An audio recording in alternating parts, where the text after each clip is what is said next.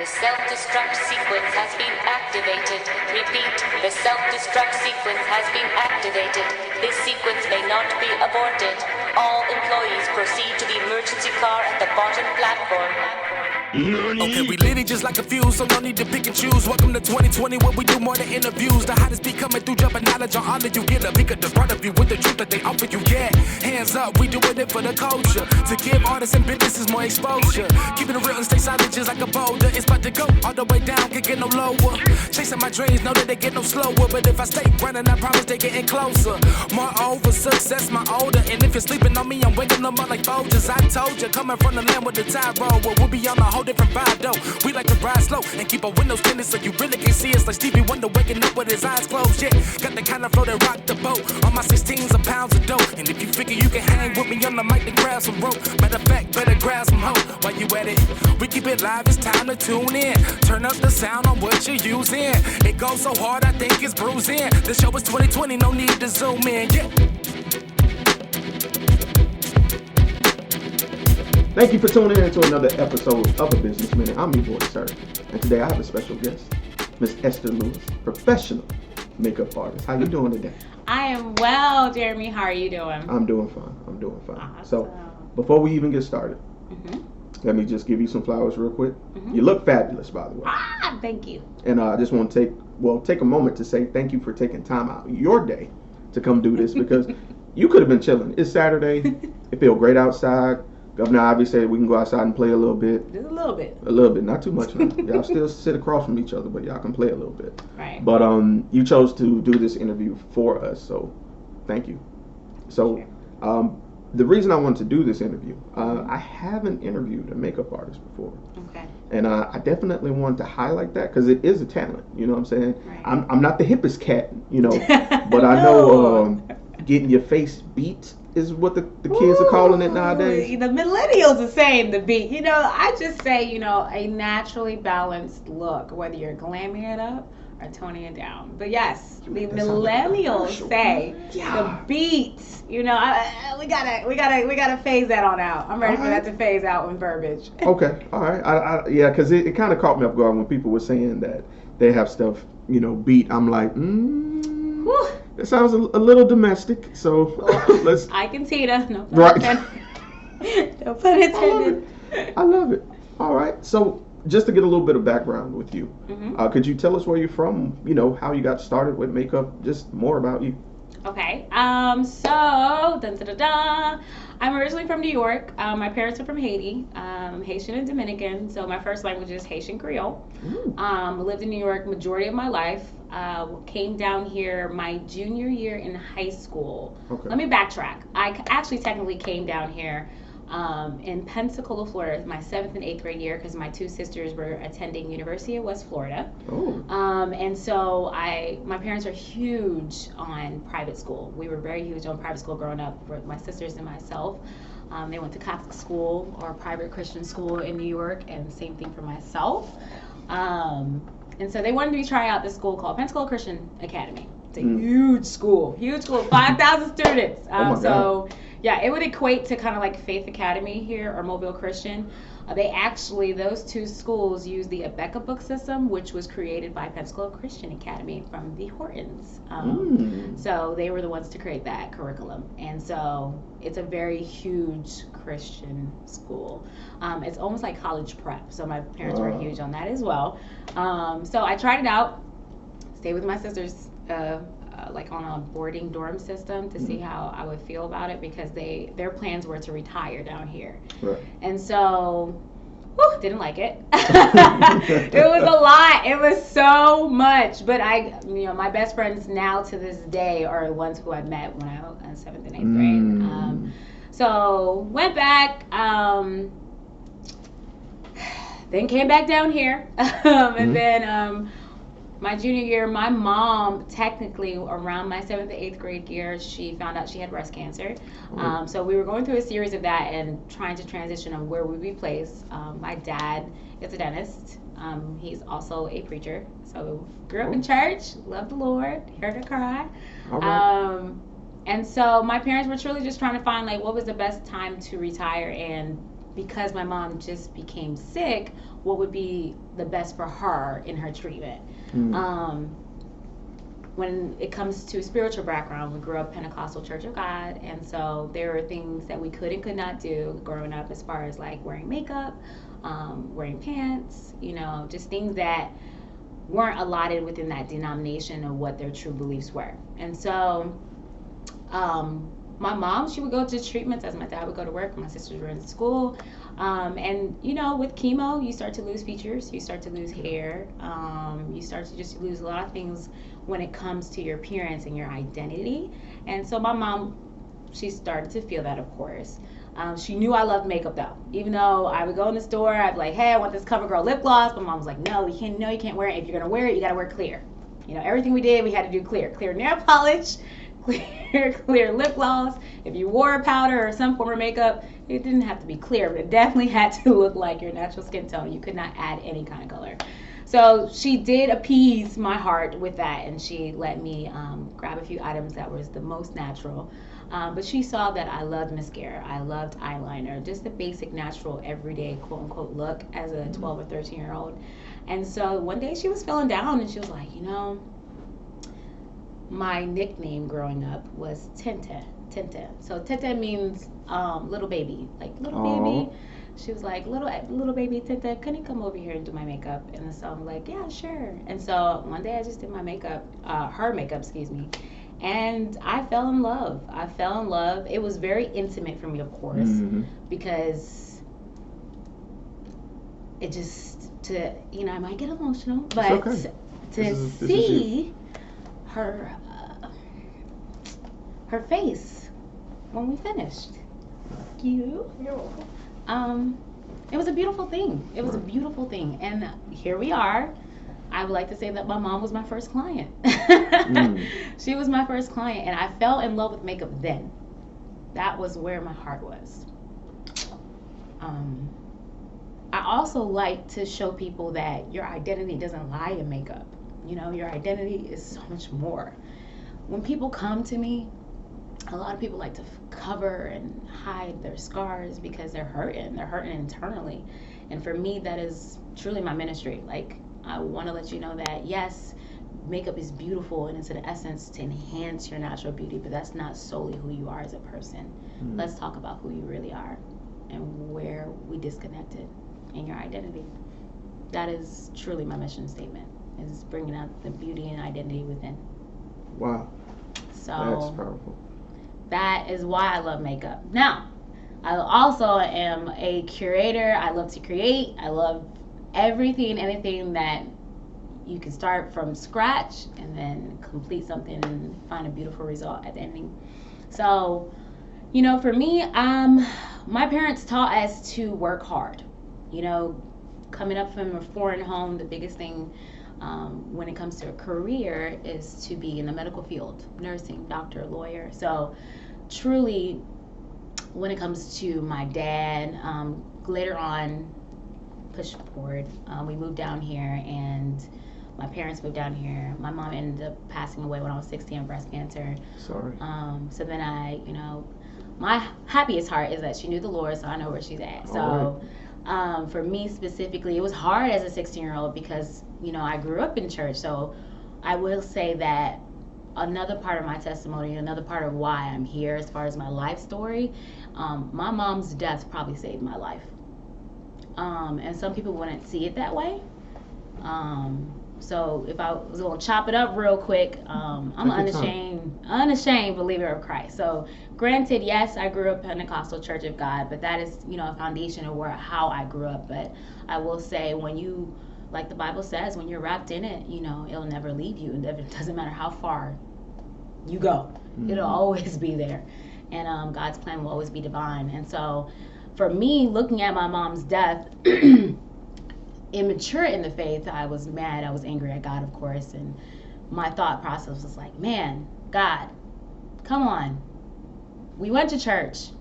We did the thing. We had a small Haitian church in New York that my dad was the pastor of. So, I did the Bible study, the youth group. I did, my mom being first lady. You know, my mom was an RN too, so she was in the medical field. So not only were they in the medical field together, they were like, when my parents came to the States, my dad went to NYU because he had to go back to dental school because, you know, of course, in a foreign country they had to do it over again. Right.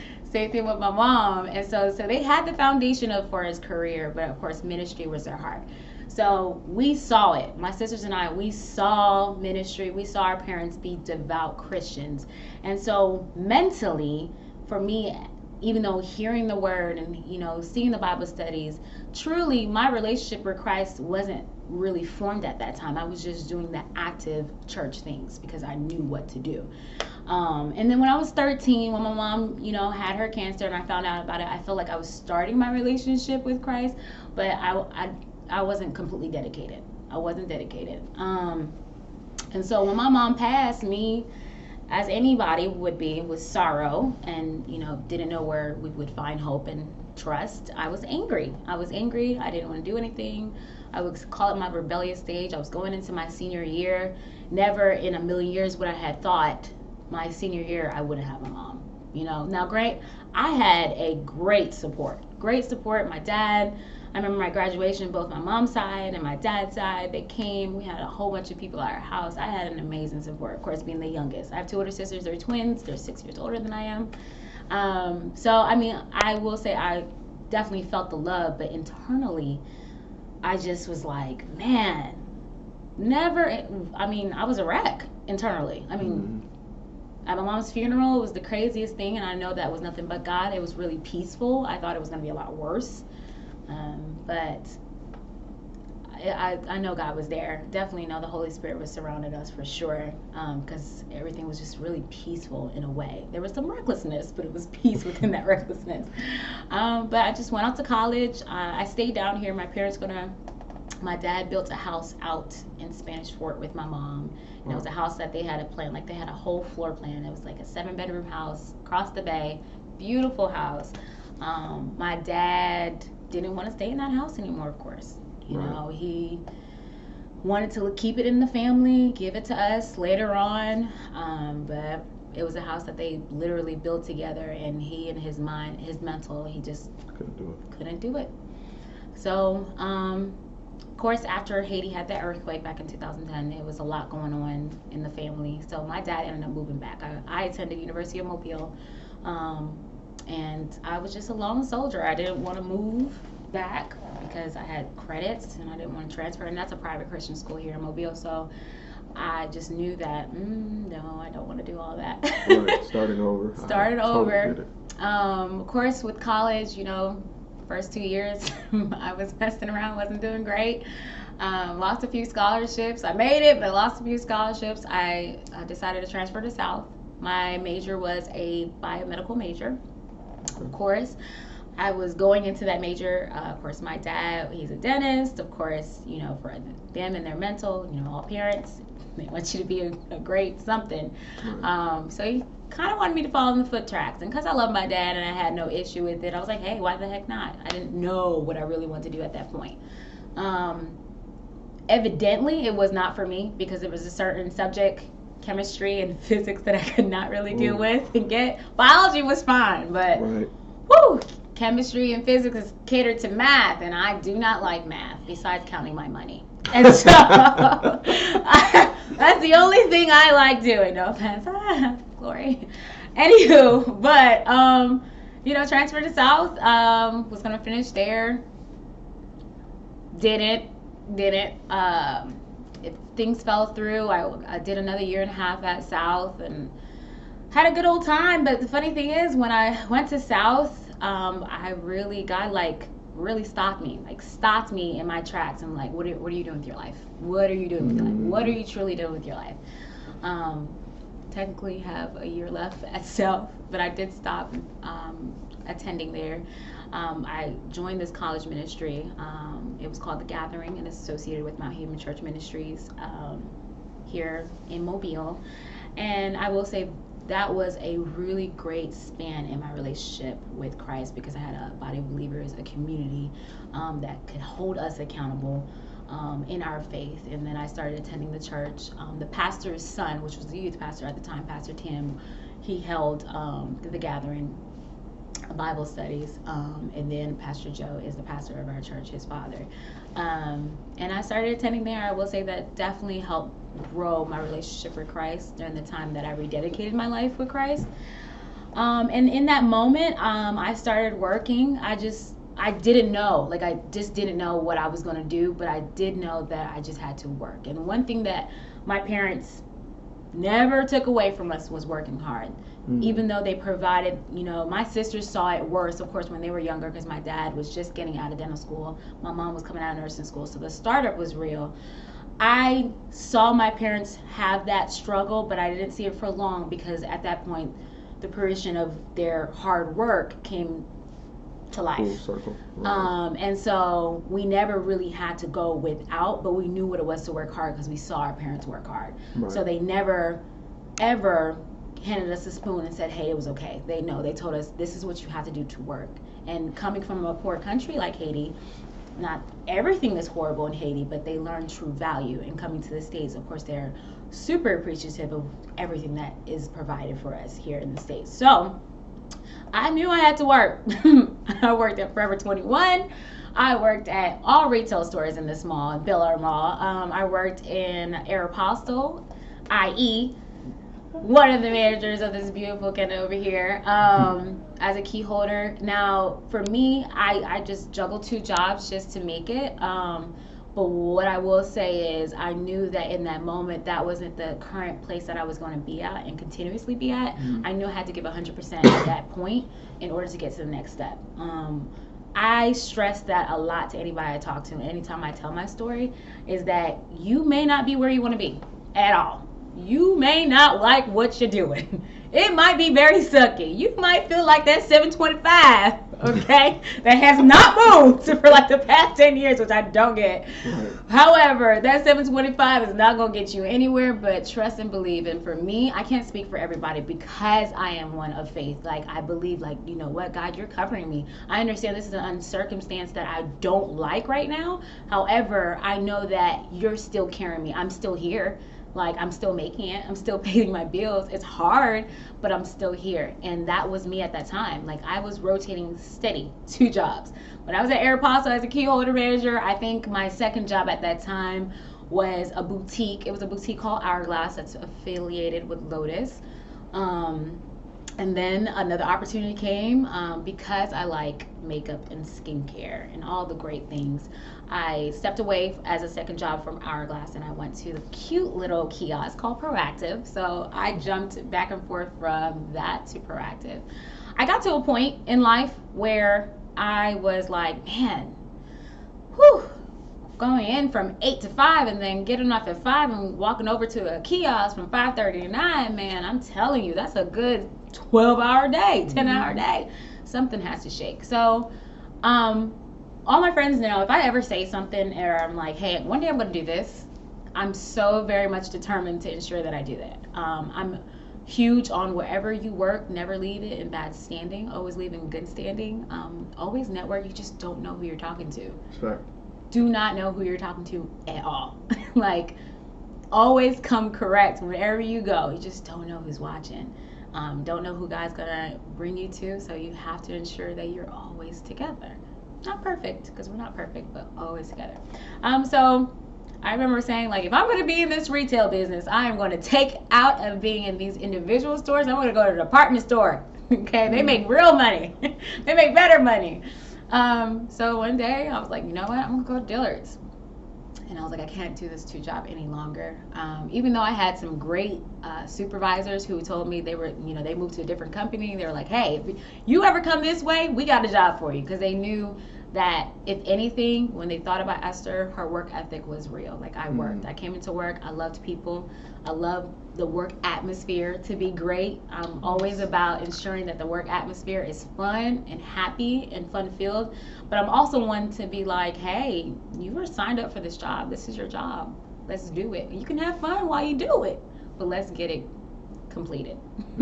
So I walked over one day. My store manager at the time at Aeropostale, she was actually one of my besties. Love her till this day. Her mother of her children. good old Derica. Of course, I think you contact me too. Yes, she's awesome.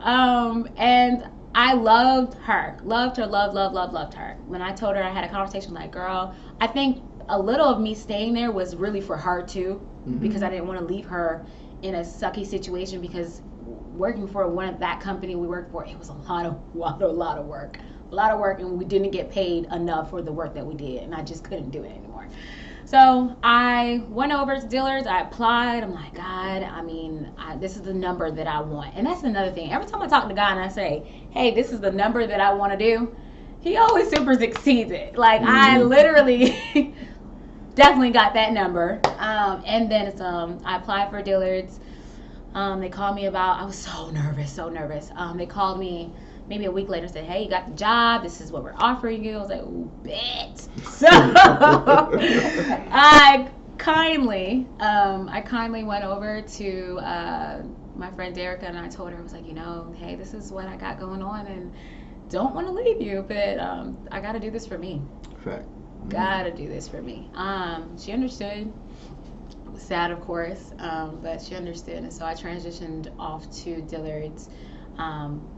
And I remember, I'm like, okay, they have a beauty department. Okay, so I know I've done retail. I know they're going to see my resume as retail, clothing retail, management, and all that. So they asked me about a management position. And I was like, oh, I love that. I was like, do you have it in cosmetics? Because I had no hard form paper, experience in cosmetics. They were like, okay, well, we can't do that, but they were like, we can put you in fragrance. That's the lowest of the low in cosmetics. Fragrance. That's your start off. If anybody comes in a department store and they want to be in beauty and cosmetics, normally they start them, I can't speak for all retailers, normally they start them in fragrance, because that's the, I don't want to say bottom barrel, because they make a lot of money in fragrance, but it's a great startup to gain experience for you to transition, promote yourself. So I started as a spritz girl, okay? All right. Dolce & Gabbana, Gucci, all right. Smell it. What kind of note do you want? Woodsy, vanilla, sweet. That was me. I did really well in fragrance. Fragrance was probably one of the easiest jobs I ever encountered. Coming from Aeropostale, or Aeropostale is the proper way. But coming from the companies that I have worked for, like Hollister, Forever 21, Aeropostale, the funny thing when transitioning into Dillard's, I'm like, man, this is nothing to what I've been experiencing. This is a piece of cake. So I was rocking the sales in fragrances, blah, blah, blah, okay, everywhere, which way. I was making my sales. And with a department store like Dillard's, you really did have to keep up with your personal sales to ensure you maintained your position. They reviewed you every 3 or 4 months, and it would really depend like how you're doing. They would put you in a different area to try to work with you, but you could be let go if you didn't make your sales. That was one of those jobs. So I will say I learned a lot, because that retailer, I don't want to badmouth them, but it wasn't the best company to work for, but I did my part. So I made it, but I saw other people who worked there for years, sacrifice years, 13, 14 years. In the period of time that I worked for Dillard's for like 2 to 3 years, I saw them get let go. And if I think about, if I'm going to work for a company, because who doesn't want to work for themselves, okay? But if I'm going to work for a company, I want to ensure that the company is also working for me and they have my back. I understand business is business. Don't take it personal. But I want to ensure if I'm going to work for a company, please try to care for your employees. If anything, think about them. The company I work for now, love them. Mac Cosmetics, per Estee Lauder Companies, is an amazing company to work for. An amazing company to work for. I do not regret working for them as an employee. Do not. But yes, Dillard's, good old Dillard's. I was there. I got promoted. They saw that I loved makeup. They had an opening at a beauty counter called Lancôme. It's a very prestigious, higher-end cosmetic brand. Of course, seeing me at the time, my hair was super short. It was blonde, pixie cut. They saw that I loved makeup, but they were like, oh, she's gonna bring some spunk. So I was hired in as a part-timer. It was funny because I met a photographer who's really well known during that time. His name is Dwight Ladd. And I remember he noticed my work, and I remember them noticing me love doing makeup. So this is 2 different things. It was just at the same time that I think it's so funny. that during the time that I started pressing and doing more makeup and just practicing on others and just ensuring that I gained my experience outside of work, like outside of clocking in and clocking out, that it was starting to become noticed by other people. And so me coming into Lancome, there's some veterans who work for that brand, some older mature ladies who have a very staple clientele. So they, being for dealers at the time, it's almost a dog eat dog world when it comes to sales. So I had to really hustle for my clientele. Hustle. So I went around the store, I recruited, passed out cards, put my name on it, and that's how I gained up and revved my sales. And the funny thing is, like, there were times where we had, I wouldn't say debates, but my coworkers who I was working with, they felt as though, like, I guess it wasn't their clients, but they felt like I was stepping on their toes. They thought they could kind of, like, I don't know, confuse me or try to pull one over my head because because the ladies that I was bringing in as far as recruiting, they were older and mature, so they try to act as if, like, this is my clientele, but it was not the case at all. And there was really one particular person who was like that at the counter, not the other, but I had to really, like, fight through it. And I mean, it was not anything reckless at the counter. We came to an agreement, but I knew what I had to do. Like, I had to hustle. Meanwhile, I was at Lancome, and good old MAC Cosmetics to the side, that good old counter, right across the street from us, is what I like to call it, but it was literally 5 feet away. MAC Cosmetics is a brand that is not owned by a retailer, but they are partnered with a retailer if they're in a department store. So pretty much almost like they run out the space, but because they're in a department store, the department store buys the inventory. So technically it's the department store's inventory, but it is their own company. So anybody who works for that brand is hired specifically by the company, not the retailer. I remember the store manager of the MAC counter there.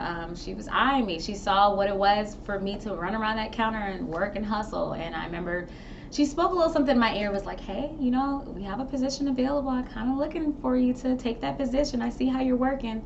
Because with the brand I was working for, along with some other cosmetic brands in department stores, they have a thing called Gift. And it's where you get people to sign up to purchase, depending, maybe $30 or $40 of a cute little packet that they get for free. So if they purchase $30 or $40 of worth of product, they get a free gift. And a lot of people love free things. So we had a sales goal for that. And so because I was coming into a brand, Lancome, that was already established with a lot of my coworkers that had great clientele, I had to really work hard to achieve my goal, and I did. So it was very surprising for MAC to look at that, me coming in as a newcomer and achieving that goal. Meanwhile, while she was speaking that in my ear, the manager at the MAC counter, I also was up for a full-time promotion at Lancome. So it was almost like battle of the bands, okay? In my mind, I had told my friends, I told them, y'all, when I get to dealers, I'm going to be in cosmetics. And at the time, I didn't know the history of how MAC worked, but I said, I'm either going to work for MAC or I'm going to work, at the time I was gung-ho and wrapped in Michael Kors, or I'm going to be working for Michael Kors. But I'm going to be working for the company. I'm not going to be working for the retailer. And I told him that. So I heard it. I was like, okay. MAC is wanting to hear. They kind of want me to fill a full-time position, which is very rare. You don't go into MAC full-time 30 hours. You just don't. You actually start a little lower, maybe as a 15-hour artist or maybe a freelancer.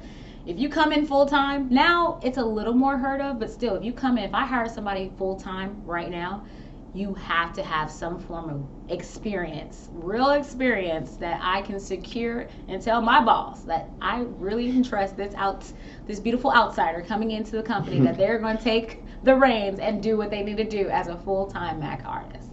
And so, my cosmetic manager, I told her what was going on. The MAC manager talked to the cosmetic manager. The store manager of dealers didn't want to do it, but it went over her head. And the supervisor, regional of MAC, and the regional of dealers talked, and I was able to transition over to MAC. The thing about it is, the rule at the time was, if you want to work for a contingent brand, which is a brand that's not owned by the retailer, you have to leave for 6 months in good standing and go back and reapply. So in my mind, before all this worked out, I said, who's about to go find a job for 6 months and then come back and reapply? I know you wanna you wanna hire me, but I told myself, I literally said to myself, hey, and I told my best friend, I was like, my best friend Bria, I was like, hey, if it's gonna work, God's gonna make it work. And literally, that's exactly what he did. He moved on my behalf. I literally worked out my 2 weeks, transitioned over literally on the 15th of November. I will never forget. I started my first day at Mac, and on the 13th was the last day at Dillard's of November back in 2014. We'll never forget that. Like, and I didn't have a gap. I had, my pay just consistently went, and it transitioned over to Mac. It was definitely a promotion, and I came in as a full-timer. And in that, I was a little intimidated because, of course, MAC Cosmetics is a huge brand in the beauty industry. Now, in the beauty industry, there are a lot of brands. So I will say there are some brands out there that are trying to compete now. But a brand like MAC Cosmetics being the #1 cosmetic brand in the beauty industry, that's huge. And coming in as a full-timer, I was humbled, still humbled, really.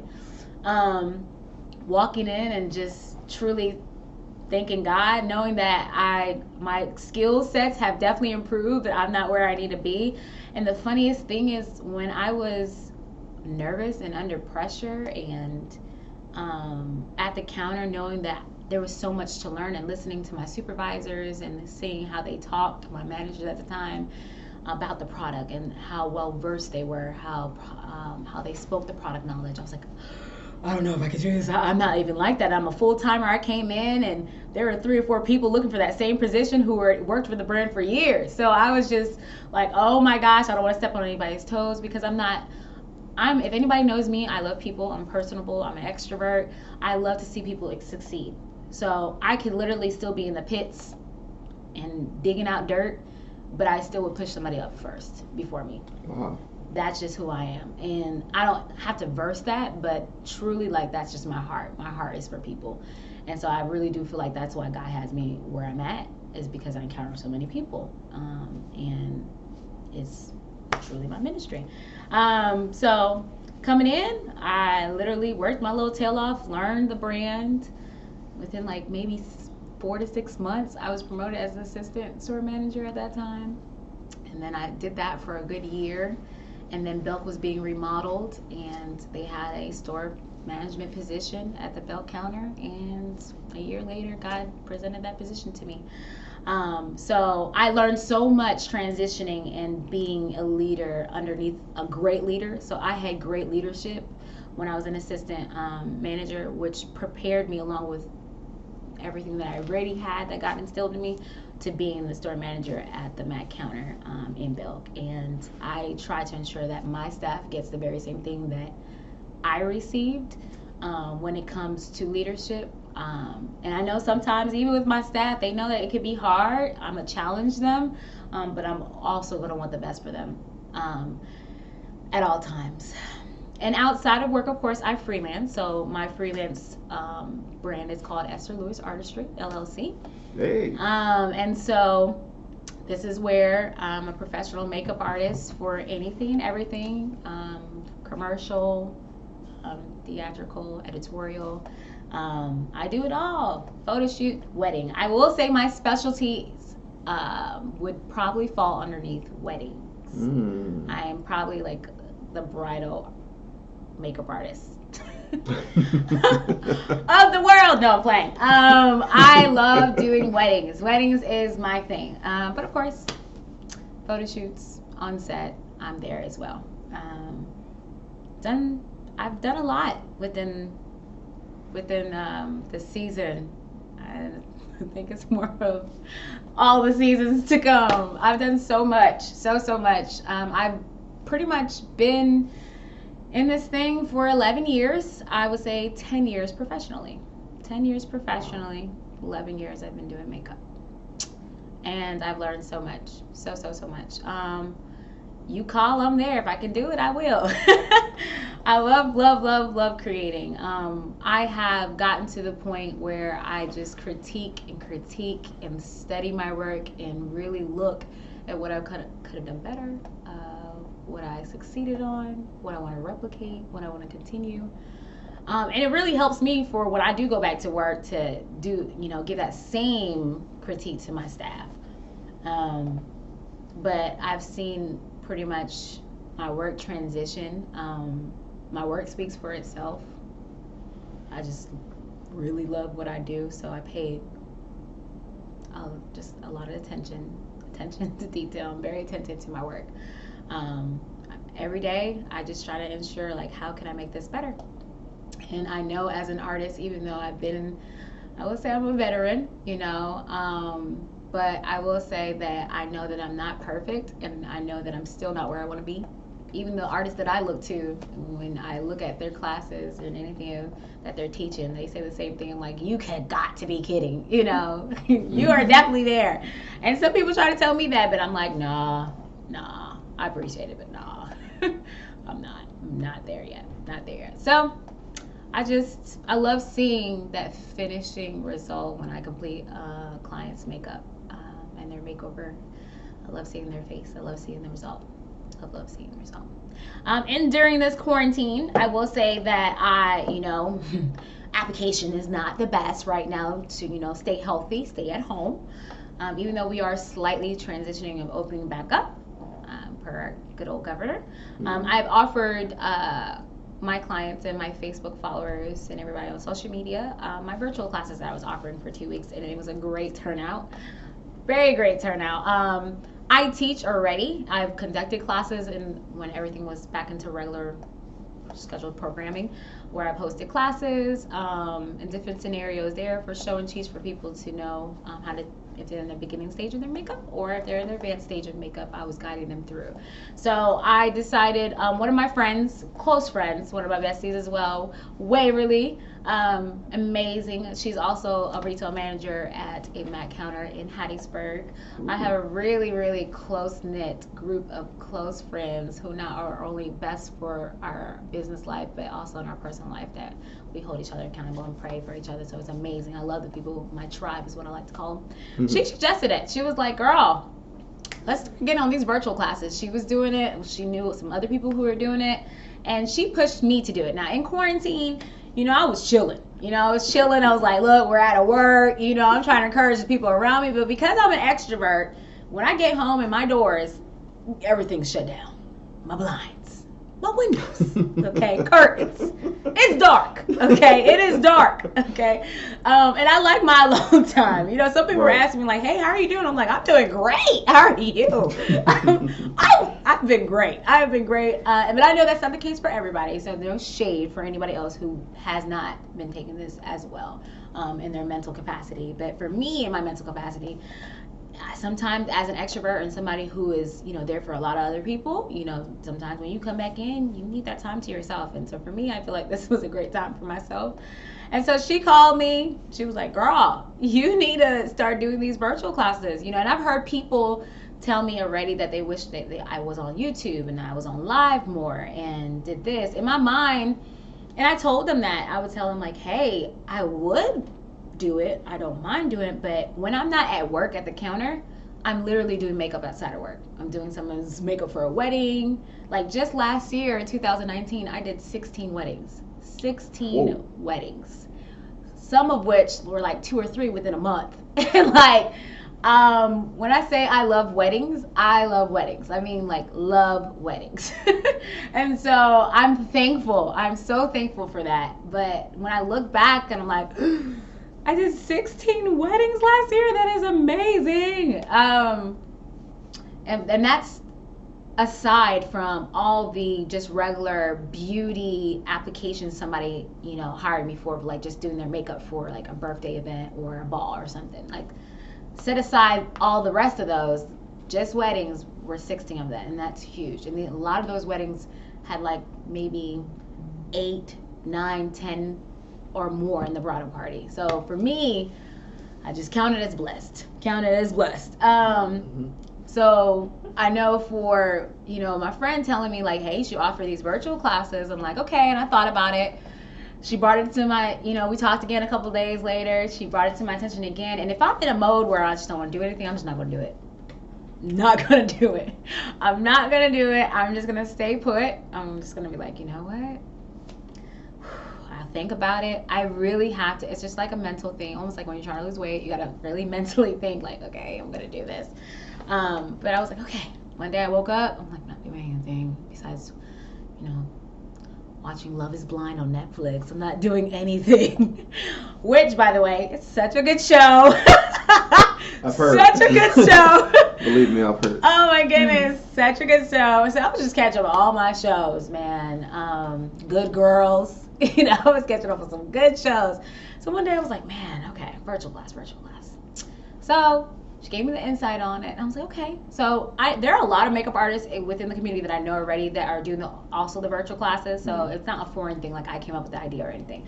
All of us do it in our own way of how we want to promote it with our freelance brand. So for me, I just, created a flyer, and with that flyer, I knew that I had to be detailed because some people sometimes may not grasp the concept of what you're trying to achieve. So I pretty much stated like, hey, this is going to be a one step-by-step one-on-one class session with whatever you want to talk about. It could just be catered to products. You could just want to have a conversation with me about it. And for some, I had to break down like the reason why I require and suggest that you take the class for wanting to know more about makeup, because that's still time. Like that's still time that you're taking out to have a conversation with somebody, not just anybody, but a professional who has certifications that can give you their best professional advice.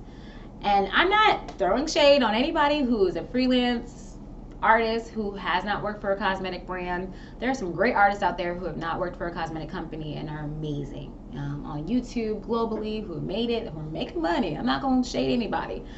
I will also say, when you have certifications and when you have the product knowledge and when you have that experience, that takes a good amount of push for the person you're talking to, meaning you get to give a little more of your experience and your knowledge and your professionalism with what you know.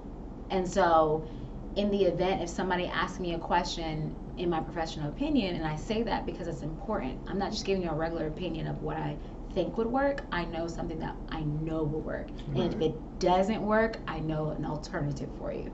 And sometimes, even if it's not the brand that I'm working for, I'm 100% MAC Cosmetics now. But if it's not my brand, I'll try my best to figure it out with our brand. But if it's not our brand, I'm still going to suggest something for you that I know another brand could possibly do for you that will work, because I know knowledge behind that as well. Not everybody can say that. I mean, they can play with the product, test the product, feel the product, but they don't know the ins and outs. They probably don't know the ingredients in it. They probably don't know, hey, this has red dye in it. This has purple dye in it. This is why you reacted to that. They don't know color theory. All that takes into play in artistry. And not to say that I'm a whole scientist. Sometimes if I don't know, I'm like, hey, call that 1-800 number behind there, and they'll be able to tell you. Because that's why I clicked biomedical sciences, okay? Right. Don't know that. But if I'm going to lead you up until I know.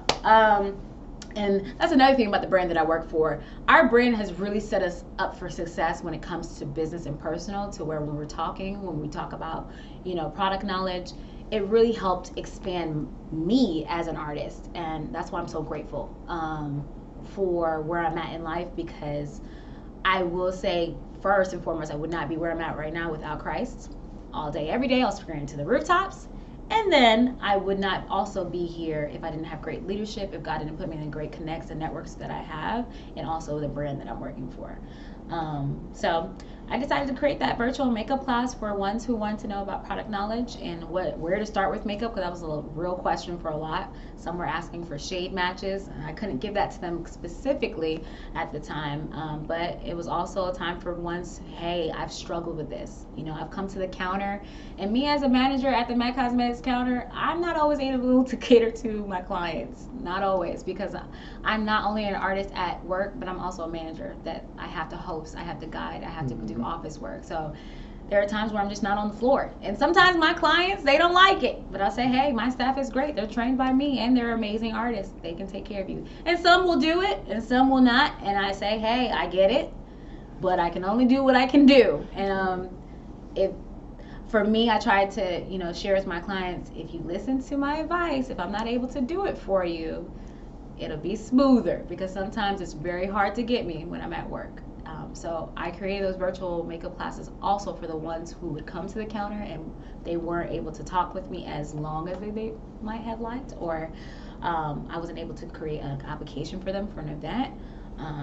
And this is a time where you can have that one-on-one with me and gain every kind of question and understanding that you had that I wasn't able to give you at the counter. So a lot of them wanted to work on eye makeup. because I love eyes and they love eye makeup. A lot of them, when my clients look at me too, they also say like, oh my gosh, how is she able to wear color as a deeper complected customer or person? How is she able to do it? And I love to tell people, like, makeup is what you create and makeup is what you make it to be, but you have to make sure that it's balanced and you have to make sure you customize your makeup. Just because you see somebody with this color on them does not mean it's going to be the very same color for you. How can we make this blue work for you as a deeper complexion or as a lighter complexion? It's about, once again, color theory. If you have different color eyes, if you have a deeper complexion, do you need a cooler blue or do you need a warmer blue? Those things matter. They definitely matter. And sometimes a client can come up and they say, hey, I want to look like this off of Pinterest. And sometimes it's like, hey, based on your features, we're going to make sure we can replicate what you're looking for, but it might be tweaked a little different. That's where that product knowledge, and the theory and explaining to a customer what works for somebody may not work for you, but we are going to make sure that you look the best you at the same time. So, that's what these virtual classes was for. It was for somebody who didn't understand makeup, somebody who wanted to learn more detailed makeup if they knew the basics, or if somebody was beginning in their makeup routine, how to create that and what that looked like for them, versus them watching a YouTube video and trying to do the same thing that they saw in the YouTube video, but it wasn't working. And this is where they were able to talk to somebody who could guide them. And the great thing about that was whatever feature that they wanted to work on, so I offered an hour session and a 2-hour session, whatever feature that it was, whether it was eyes or just highlighting contour or the full face, whichever, I was taking off my makeup, or I had no makeup in that area, and I was doing it with them. So I would do it for my complexion, but I was telling them and guiding them what they would do per their complexion, so they didn't feel, one, intimidated, and two, they felt like, I'm stripped with no makeup, here you see me stripped with no makeup. So you can feel just as comfortable, right? Because some who are guiding are going to be like a perfect face, like, okay, this is what you want to do, da, da, da. I'm all about looking glammed up, don't worry, yes. But hey, let's unveil. Let me take my lashes off. Let me take my brows off. Let me take my base makeup off. Let me take these things off so you can see the true me as well. And you're not alone as you're guiding yourself through this makeup routine. And what's in your makeup bag? What do you have? What can I add to? What can I expand for you? What can I have you work? If you feel like, you know what, I don't know how to work this product, what do I do with it? What can we do to salvage that product? And how can you work it in different areas? And so the feedback that I received from all the customers who signed up for the class, which I really can't express my gratitude for the ones who really signed up for that class and entrusted me to guide them and grow with them, because it was an amazing turnout. So that's why I'm going to do a spinoff. And I was going to ask you, where you going to do another one? I'm going to do a spinoff. Yes, I'm going to do a spinoff. And my clients who booked with me, they do get a free 30-minute session to say thanks. I know, I'm so excited for them. They definitely want to take that up, because it's a good 30 minutes. A good 30 minutes. You complete so much in 30 minutes. But I am going to do a spinoff for the ones who weren't able, because I started, it was a 2-week time frame, so I did it up until May 1st, because I just didn't know when I was going back to work. So now that I kind of can gauge when I'm going back to work, I'm going to be doing a spinoff. So look out for that. Look out for that. But yes, the virtual classes went well. I'm just every day slay. Every day slay. Anybody needs me, I'm there. And just in the future, I can see myself teaching more. If I'm still working with the company, I would want to go into the artistry development area, where I would be a trainer to new artists, and train in classes, go in store and train, and also train for the next seasons, the different looks that are being displayed, and that's trending. We call that directions in our company. Different directions. I'm learning so much. different directions. And sometimes some trainers are able to go and be a part of like New York Fashion Week, and depending on how high the connect, maybe Paris Fashion Week, but it's a good place to be. And so if I continue there, that's where I want to transition to in the event. If I'm not, I'm just going to expand my brand even more, and that's still going to keep going. But I'm just keep doing makeup. It doesn't have to be for a celebrity. If a celebrity's there, I'm here for it. But I'm here to teach, educate, and produce. How much travel entails with learning, like you said, directions and with things changing season by season? Mm-hmm. How important is traveling? So for someone like me, not to say ones who do have children, but since I do not have children, I feel like for me, I'm a little more flexible. Now, there are some artists out there who have children that are just as flexible, so I'm not shading anybody who has children. I understand. But travel is very important. Being open to travel anywhere if they were to call you is super important. It helps, one, you being mobile, two, for networking with different people, and three, learning so much more. Because as you know, outside of Mobile, for some who've grown up here, when you step outside of Mobile, you go to a larger city, sometimes it's a culture shock. Because you learn different things, it's a different atmosphere, you're learning different people, you're learning different personalities, and you're probably networking. If it's in the business aspect, you're networking with different people, and it's very important for you to be mobile in this industry specifically, but in any job, if you think about it, in any job, if you're wanting to grow, or if it's just you specifically trying to expand your specific brand and business, being mobile is important, because you gain more understanding, you're able to connect with different people, and you're able to truly share what you've learned possibly with somebody else. And when you meet up with the right person, God in the center, Right. it works. It works. Okay. No, I asked that question because as someone who doesn't have kids as well, I often think about that because I'm able to do a lot more because I have more time. You know, I don't have any prior engagements. So that's why I want to kind of pick your brain about that. Another question, as far as like looking towards the future, because doing this for 11 years, that's kind of amazing because, whoa. Yeah. That's a lot of practice and a lot of, my God, that's a lot. And I will have to say, like, seeing my work transition the way it has and what it is now, people that, my supervisors and my leaders at the time and my managers that I had in makeup, they challenged me so much. Like, there were times where it was not really them teaching me how to create what I was trying to create. It was, hey, this is what this customer is looking for. Think about what you've learned already, and how would you create this, and how would you make it simplistic for yourself and not try to bombard yourself with so much product and take so much time. So it was almost like, think smarter, not harder, and you have this much time, set, go. So I had to think quick on my feet. I was like, okay, what is this gonna do? What is this? How's this gonna dry down? Okay, this person's eye shape is not a regular almond eye, which is an ideal eye shape. This person has a deep set eyelid. Where am I gonna place this product in order to create this feature for her?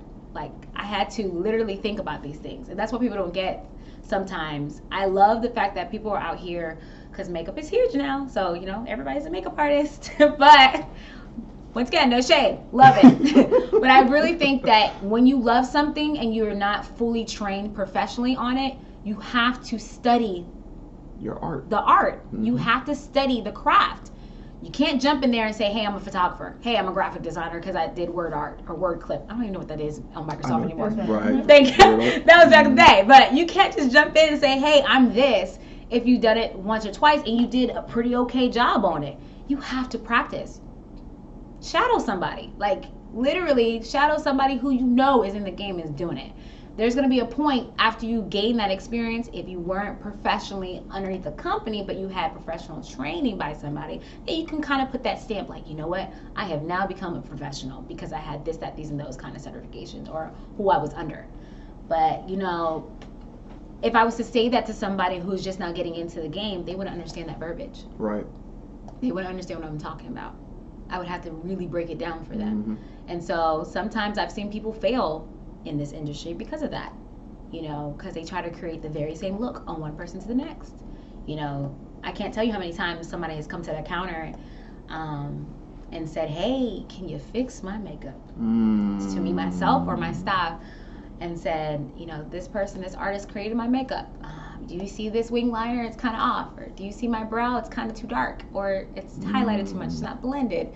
And it's sad. We do it. Don't get me wrong. We love to do it. We're like, girl, but in our mind, we're like, man, we just wish, even if you didn't go to us, we wish you had went or did more research for somebody who knows what they're doing, because it's a hard situation when you try to chump the change and try to get it for a cheaper rate. I was just about to ask that, literally. Do you think that they're trying to sacrifice pricing, but then you get what you pay for in every aspect of everything? So that's a hard cliche, but it's a good cliche. It is. It is. You get what you pay for. There have been times where I've seen people who, I've worked alongside with Dwight Ladd a few times, many times. That's my bro. Love him. Love him. Love Dwight Ladd. Amazing photographer. Who I've heard people say, man, over in conversation, just listen in, not intentionally, but just listening. Mm-hmm. I want to look like this. I want you to show me this kind of creativity in this photo, but I'm gonna pay this person to create this man's work. And there have been times where, even with me, because we were just talking about Dwight, but just in general, where people will look at you and know that, hey, this person is well known.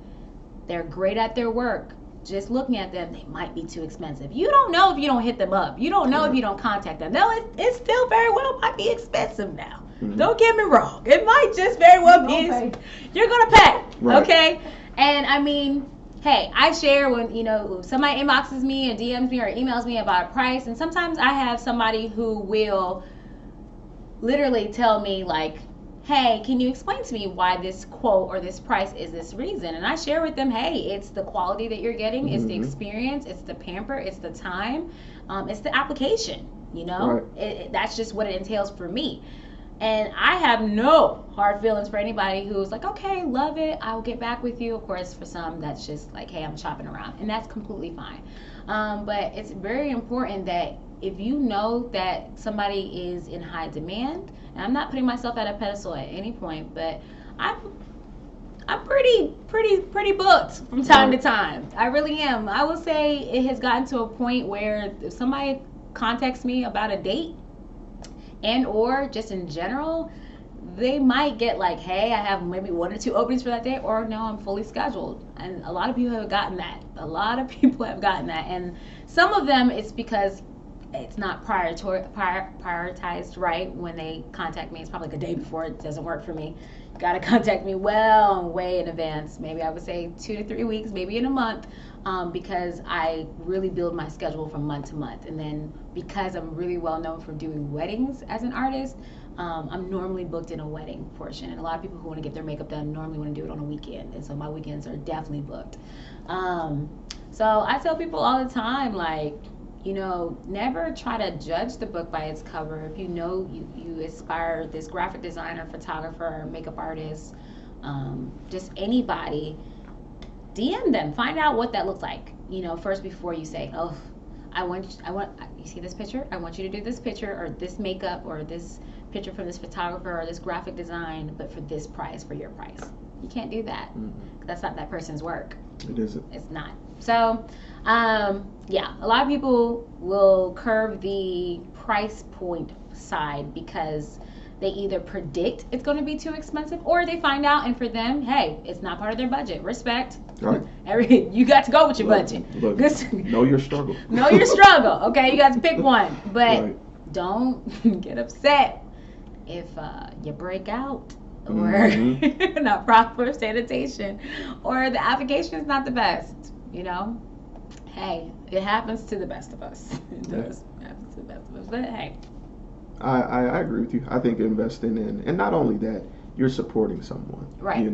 The best way you can support someone is with your hard-earned money. Right. And trying to undercut someone doesn't really leave a great impression. Yeah.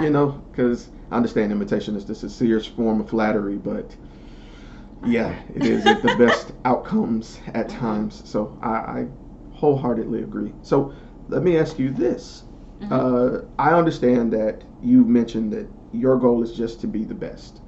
possible. That's your sole goal. Are there any like milestones you have? Like everyone has like an idea or something that they want to achieve Right. during their journey. Is Right. there like a milestone you have in mind that you would like to accomplish at some point? Yes. So there are going to be a few that I'm going to share, but I'm not going to fully expose it. I totally understand. So in 2 years, I want to gain my license in this. Okay. I'm not going to share it just yet, because it's not a license that somebody would ideally think. Okay. It is. It's in my field. It's in the beauty industry. Okay. But it's going to be a license that is really going to cater to all. And then it is, yeah, I will say, I'm going to leave it there. In 2 years, I want to gain my license in this particular field. And Gotcha. so, in probably 3 years, 3.5, 3.5, there is a space that I want to open up that is going to curate and collab with this license that I'm trying to gain within a couple of years. Right. So it all works together pretty much.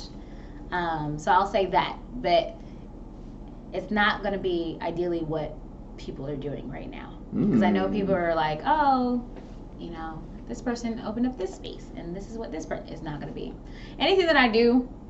It might be similar guidelines and same maybe You're strings. thinking outside the box. Yeah, same strings as what you've seen, but it's going to be a little different because I want to bring it to you different. So just hang tight for that. Okay, But I'm gonna stay tuned. Man. yeah, I definitely in 3 years I do want to collab this good old thing that I'm working on. Okay. Don't show all your cards. I'm with it. No. I play spades. Okay, All right. I You play better save spades. them. You better I save want that to big save my joker. books. I want to save my books. Okay, I want to save my books. Okay, I don't want to cut. Right. Okay, You know? I want to be watched. I want to watch the table Right. because I'm one who I sit back and I watch. I sit back and I watch. I see what's going on, not to judge, not to critique somebody else's specific thing. Because my biggest thing is, hey, if you're gonna do it, that's what you want to do. I know that this is what I stand for. This is what I know, and that's not what I'm going to do. But I sit back and watch, and I see what's going on within the community. Because there are a lot of people and a lot of connections that I have here in the city who are in different fields, whether photography, a person in marketing who conducts and curates, shows, graphic designer, just people who are in their fields and they know what they're talking about and are a professional stance with their brand. Who we know when we look at others who are trying to do the very same thing, it's not done correctly. And we want to, I know the people that I've networked and talked with, we want to kind of, I don't want to say set a standard, but help almost what we see, because we don't want others thinking that that's how it should be done. Right. So whatever we bring to the table is going to come with resources. It's going to come with education. It's going to be a community where we all support each other. It's not one stepping on somebody else's toes. It's like, hey, this is what I know. Here, what can I learn from you? Or, hey, this is what I know. Let's work together to collab. If I'm not available to, for instance, to do makeup for an event, I normally refer my customers and clients to somebody else, another artist. Why am I going to hold that money? There's no reason. There's no reason for me to be selfish. Somebody else can be expanding and flourishing just as much. And if I recommend somebody, my word is pretty good. It's pretty good. I definitely know like every artist is different, but I'm not going to refer you to somebody who I don't entrust. And don't think can't create what you're looking for. That's always been my thing. And that normally happens a lot if I can't do a wedding, or biggest thing right now, or not even right now, but in Mobile is Mardi Gras. That's weddings in Mardi Gras is my biggest season. All the balls. And all the balls. Forgot about that. Man, I have an amazing clientele. Amazing. I really do. I have amazing clientele, audience, people who know me who I don't know on Facebook who comes up to me at the counter if they see me in general. I'm humbled at that when they come up to me. Oh my gosh, I follow you on social media. Hey, I'm like, hi, how are you? Strange person. Say, right, but I love it. I think it's I'm pretty picking. cool. Right. It throws me off because I'm like, for me, because I see so many people, I try to remember names. So if I'm like, oh my goodness, where do I know you? Where do I know you? And so normally it's like, okay, I've serviced you before, and or forgive me, I could have forgot a name. Or it could be B. You follow me on social media, I may not know you.